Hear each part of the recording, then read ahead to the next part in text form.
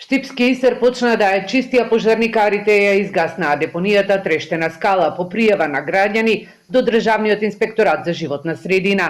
Но освен чат, инспекторите на лице место затекнале и отпад во неоградениот дел, а се складирал без никаков ред и контрола.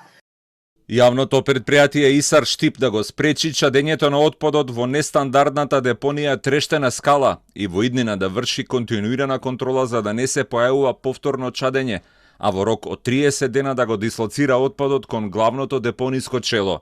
Депониите кои се на ниво на ѓубриште континуирано го загадуваат воздухот. Овие депонии кои се во непосредна близина на градовите и селата постојано чадат.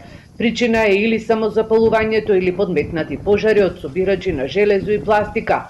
Локалните комунални предпријатија ги третираат со алги, но граѓанските активисти сметаат дека мора да се понуди трајно решение. Пишуваат проекти, нека бараат средства, овде си амбасадите кои што верувам дека секако ќе ги помогнат. И ние секако стоиме на располагање за едно такво квалитетно решение и долгорочно решение, се до моментот кога ќе се направи регионалната депонија. Градоначалниците од неисточниот и североисточниот регион пак велат дека трајното решение е изградба на современа фабрика за отпад кај Свети Николското село Мечкуевци.